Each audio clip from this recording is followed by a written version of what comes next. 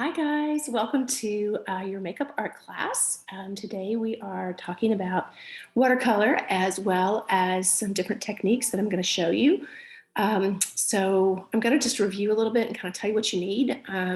Obviously you need a cup of water. I like to fill mine halfway up because otherwise when I fill it all the way to the top and I spill it, it's kind of a big mess. So last week, so you need that. You need a paper towel. The little brush that we have with the water, if you want to use that one, or another brush. Your watercolor, your choices are whatever you have and whatever, you want to just try to kind of pick up on your own is fine. But if you need to borrow something, let me know and I can drop it off and maybe pick it back up or something. So last week, what we did is we just did fun backgrounds. And you can see, I don't know if you guys remember this one from last week. It's drying a little different than maybe what it looked like when it was wet. And I always find that fascinating. So one of the fun projects that we do in my art classroom, in the school classroom, is we will take these and then try to find hidden objects in them and create them on top of the watercolor with like a pen and ink or something that will cover over the top. And that's kind of what we're going to do today. Not exactly. You could still do that on your own if you wanted. It's a fun project. It's very creative. But if you remember last week, the first thing we did is we redrew our succulent in our cup. And then we added the 6B graphite on the back of it. And we have transferred it to, very lightly, our good piece of paper. And we're going to watercolor this. But I thought it would be really fun before we do that to maybe go ahead, since that's the beauty of drawing your own art here. And I'm always okay if you transfer your own art, not off the internet or something, but your own art. But what if you transferred that now onto one of these guys with the crazy colors, and that's going to be your background. I don't know. And then we're going to paint it. So here's the thing. You've got lots of options. I have lots of paper. If I need to bring you paper, I can as well. But what we're going to do is experiment a little bit more. And so maybe now you want to make more backgrounds because you know what we're going to do. Maybe you're going to have a multicolored cup. Maybe not. Maybe you want it to be white. And so I think the goal, though, is you're not going to know really what you love until you see some options. So that's what we're doing today with the watercolor. We are continuing on with the different textures, the salt. We've got lots of like the paper towel to kind of dip it and kind of lift it back off. And so what I'm going to do now, while I let everybody else in the room, I am going to open up the Zoom to anybody on Zoom, and then I'm going to also let people in the classroom. I'm going to put you guys on pause. So that'll give you a chance to go get your supplies, and then I will hop right back on with you, and I'll be able to kind of gauge where we all are and kind of do it together. Everybody can say hi. Okay, I'll be back in a minute. Thanks. Hey guys. Hey guys, I'm back. We were just talking about all the different things that we see in this and how if you turn it 90 degrees, you'll see different things. And so I see a big crab in this one with the big arms coming up in the face. And then we saw Moses actually with the tablets, right? And we saw all kinds of things. And that just reminds me that before we do anything else, we need to say our little prayer to invite the Holy Spirit in to join us in this art making process. So Heavenly Father, we just thank you for this time together and this amazing art creation that you're going to work through us today. We thank you for that. We ask that you just fill us with your Holy Spirit and guide us and help us just to relax and enjoy this time together with you. We just praise your name. Amen. Amen. So thank you guys. What I was just telling everybody is that like this one worked really well. And it was because it's so abstract. And if you remember when I did it, it was dripping. And so I just shook it and I got some crazy stuff. The crazier your background, the more stuff you'll find. Okay. Which is kind of fun. Now on this one, I don't see as much because it's more subtle. And you can see that maybe you could find something, you know, I could turn it this way and maybe I could make that into a jellyfish, or I could turn it into a face or a skull or something. but I don't really see as much in there because it's more subtle. And if you just did a background color, like on this one, it's pretty hard for us to not just see the sun. Yeah.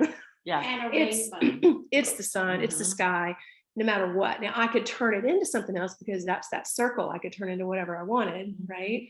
But I think this one is a fun one to use for what we're actually going to do. That's just a fun, creative way to think outside the box, and it's always a good idea to do that. And I love how Helen, you automatically saw the palm trees in yours. Yes. Can I borrow yours real quick so they can see Sure. it again, just to see how it dried.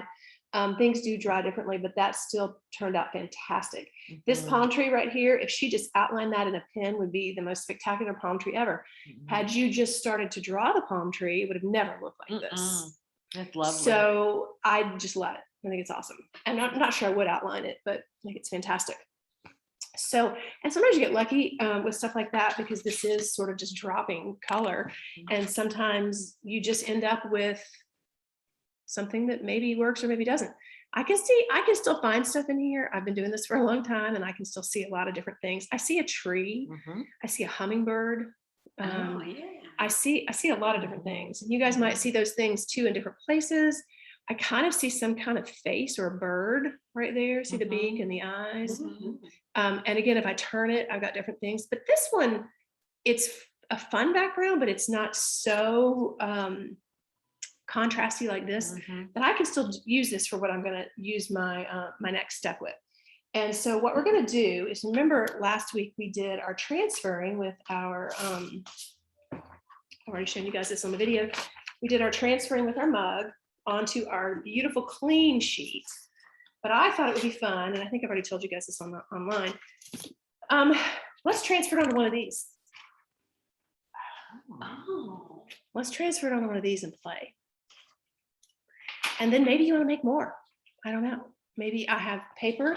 We can make more backgrounds now that you know what we're going to do. And again, I think I already told you guys this online. So if you guys want to go ahead and start online, you're welcome to do that. But just that's the beautiful thing. You've drawn it once and now you can use it again and again and again. Now you can also choose to draw a different one, and that's 100% okay. But for the time that we're here together doing this, it's not a super long time. This will expedite that. You won't spend the whole class drawing. You could actually just move on to the paint. Next week, we're going to be adding acrylic to the mix. And so I'll show you some different techniques for that, and you'll get to add on to your thing for that. So I'm going to pause again. And I would say you guys spend about, let's say 20 minutes or so working on what you want to work on, more backgrounds. Everybody do at least try to transfer this onto one of your backgrounds and then maybe paint it in, see what it looks like. Have fun with it. And then we'll go from there, and I'll be back. All right, thanks guys. Hey, I'm back. I just wanted to also say to you guys, the dried up paint that you have here on your palette, it is watercolor. Now, acrylic wouldn't work this way, but watercolor certainly does. You could just put a little puddle of water on, because it is dry now. If I touch it, it's kind of dry. And so basically you just put a little tiny bit of water on it and let it just kind of marinate and kind of loosen up. And then you can kind of just use it again. And of course we do have more watercolor, but that is kind of a fun way to maybe not use all your paint up. All right, I'll be back.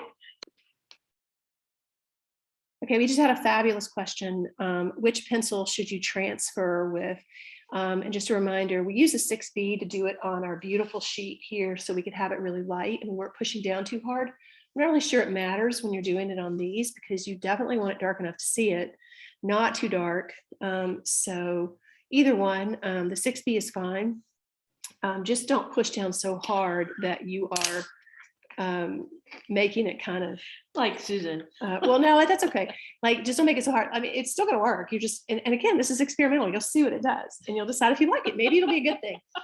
These are just tips and guidelines. So, all righty, I'll be back. I'm back. Here is mine. I just transferred it on here and I realized, wow, the best part, the part I love is over the sun, and maybe I don't want it there. So what can I do? Well, the beautiful thing about using graphite is I can take an eraser and just erase it, move it if I want to. Or I could just go with it, because sometimes the more random it is, the better it looks. And my brain often wants to make it perfect. right? And so Yes. sometimes going with your mistake is a good thing. So, okay. And we also had a question. Susan is already painting over here with her watercolor, and she asked if she should shade, if she should add value. And the answer was absolutely if you want to, but you don't have to. Like, this is experimental. So just kind of have fun with it.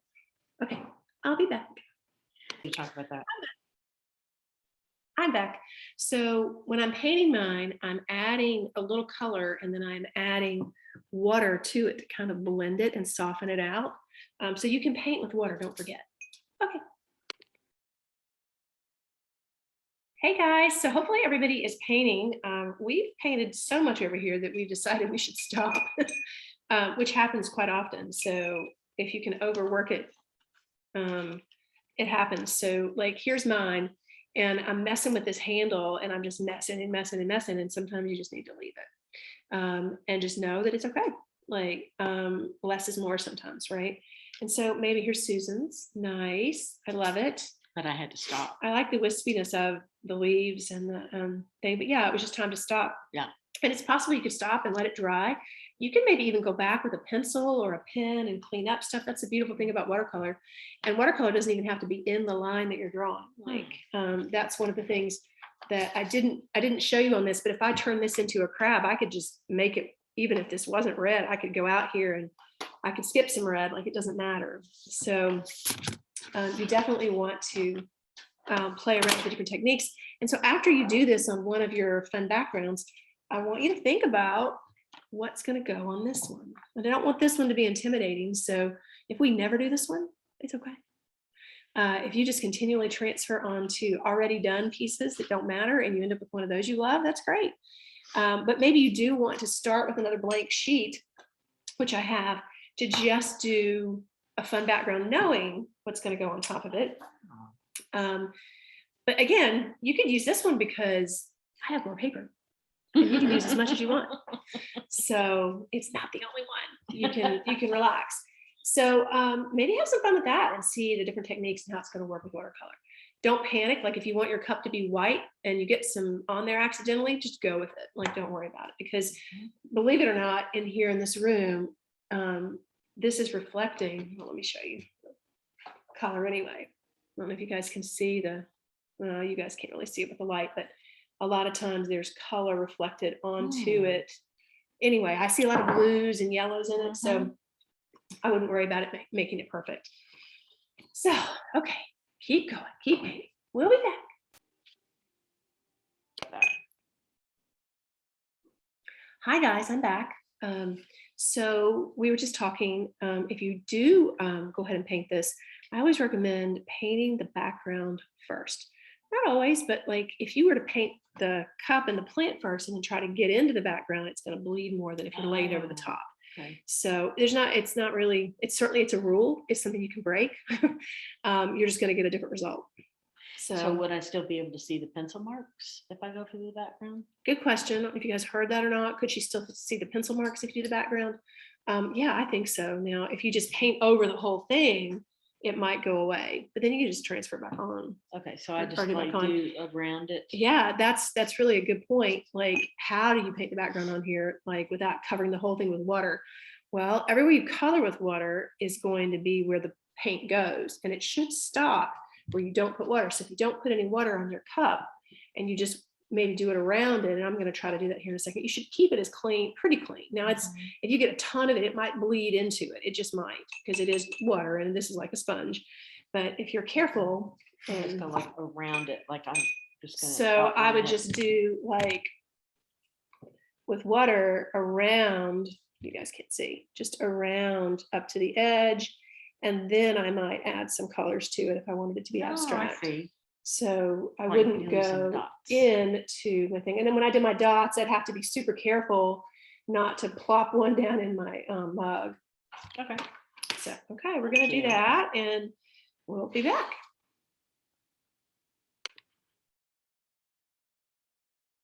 So what I did, I'm gonna try to hold this up without it dripping everywhere, is just paint right up to the edge with water and then add my color to it and just guide my brush kind of, and making sure I stay on the outer edge of the coffee mug. And then I didn't wet the top on purpose either because I didn't want it to go way up there. I want to change colors. Mhm. So I made you that now. And I may keep you guys on here for that part.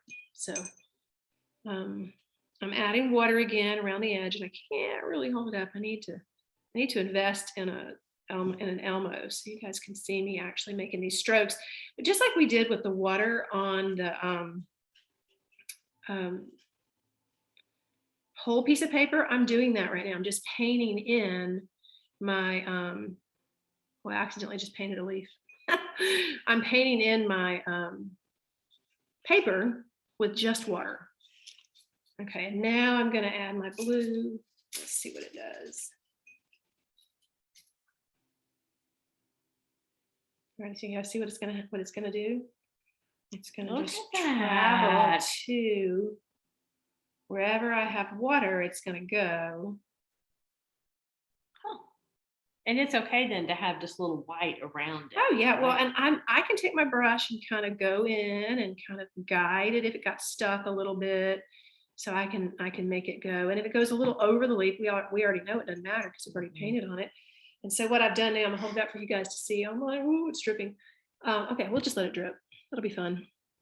You can see kind of what it's done. So wet it first and then take your color. Let me see if I can get it to do it while you guys are here. You wet it and then take your color and just lay your color here and see how it's going only to where it's wet. So it stops, it creates a barrier.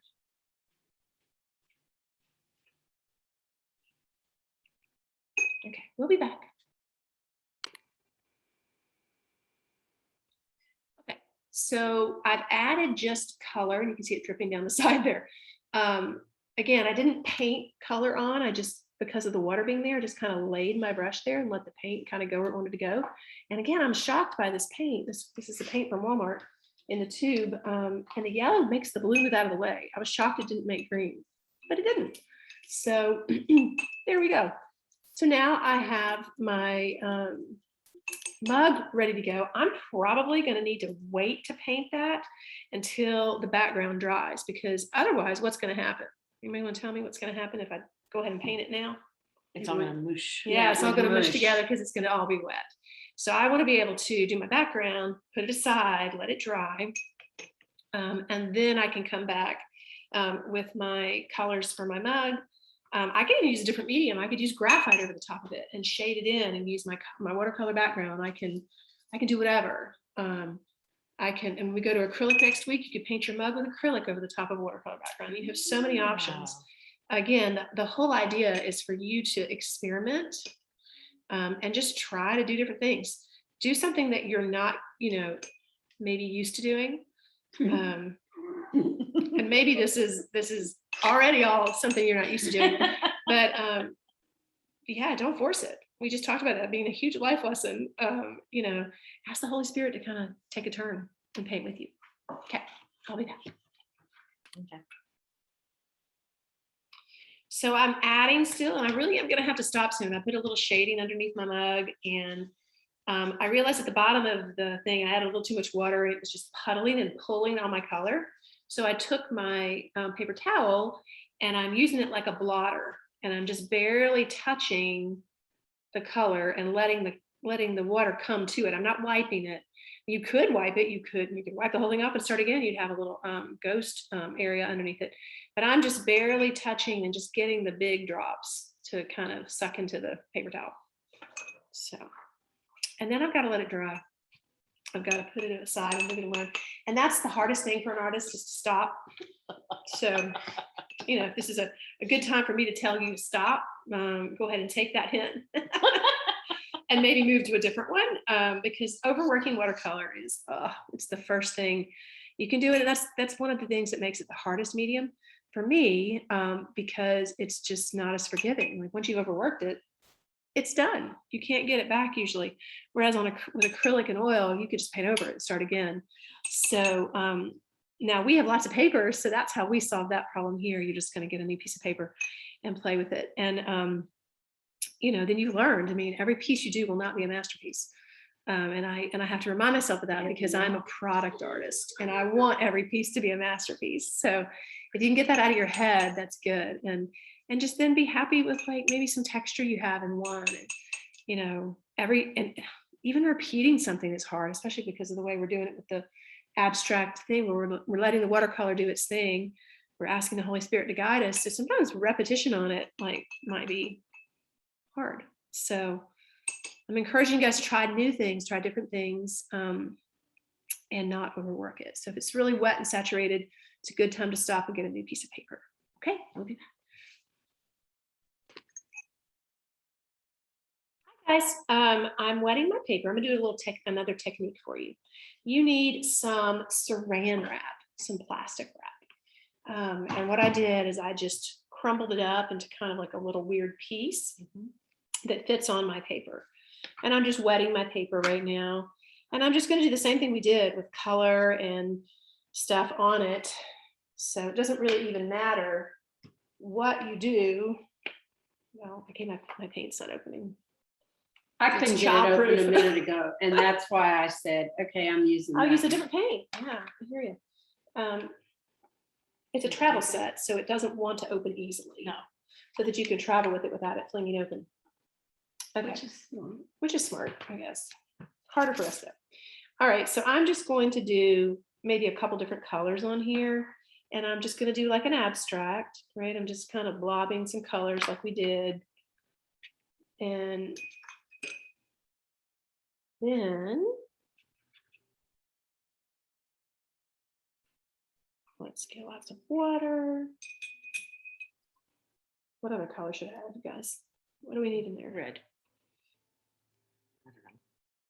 Red, blue, purple. Didn't we just hear the song? Uh-huh. All right, I'm really making just a mess of stuff here.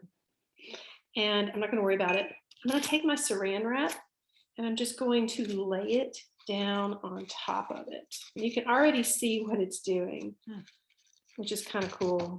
And I'm going to let it dry. See how it's kind of already got like these cool things on it. So we're just going to let it dry. And so unfortunately, you won't get to see what it looks like until it's dry. Then you peel it off. And there will be some paint that's a little thicker in areas than others.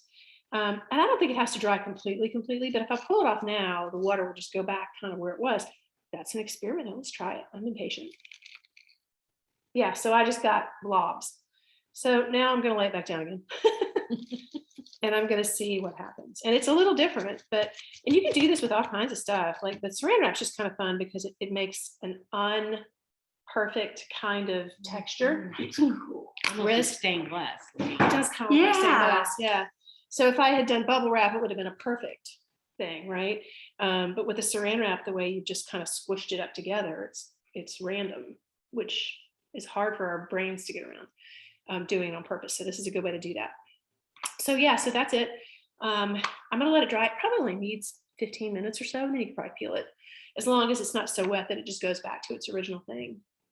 So again, we're just still playing with technique and we're adding stuff to it. And then once your big one's dry and you're ready, if you want to go back, you can maybe add it in there. You can wait until it's really dry. Like mine's still kind of wet. I don't think I would do it on mine right now because it's still wet. So I'm just making more backgrounds. So I just made this little oceany background. Love that. And the salt kind of makes it look kind of like It does. Like the waves are. So maybe have some fun. Maybe think about like some little postcards, or if you want to do some calligraphy over the top, or if you want to make a couple more backgrounds for your little plant, your little succulent, try that too. I have big sheets and small sheets. So this is just a chance for you to experiment and actually do some art. We've still got about 20 minutes of class left. So that's kind of what we're going to do the rest of the class. And then next week, we're going to be using some acrylic. I'm going to teach you guys some acrylic techniques, and you will be able to hopefully do some fun things with that, either on top of some of these or on separate. I'll have separate paper and separate stuff. And yeah, that'll be it. Okay. I'll be back. So a couple of things. One, I'm going to peel my paper here in a minute. And also, Susan just made fantastic landscape, and so did Helen. And they're just simple. And I think that's the key, right? It's not adding too many colors, not covering everything completely, because you end up with like just these really beautiful abstract impressions, right? That's kind of impressionism.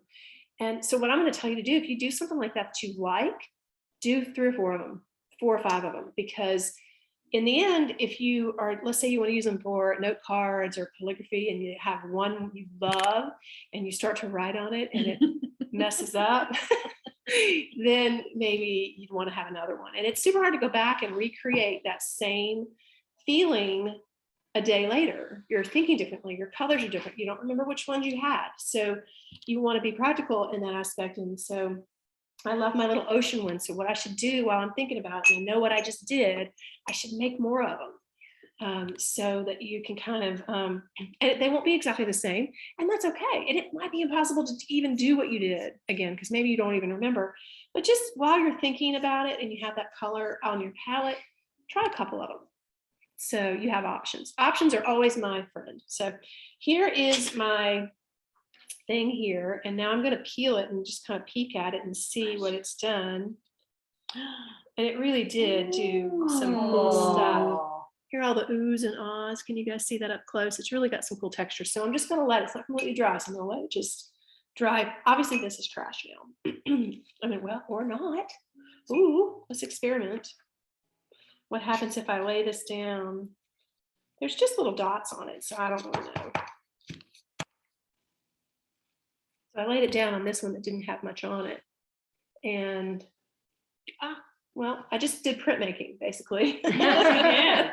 And now I use the little dots, and I love that subtlety on that, actually. Yeah. So I want some more in the corner. I'm going to actually do printmaking and add it. Okay.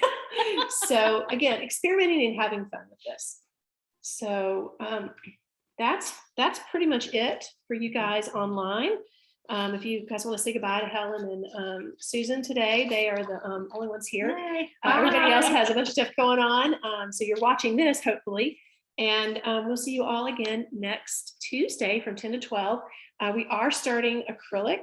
So if you've missed the watercolor and you're just jumping in, you'll be fine. And if you have been doing the watercolor and you want to finish some of this up on your own, let me know if you need some supplies. Thanks, guys. Bye.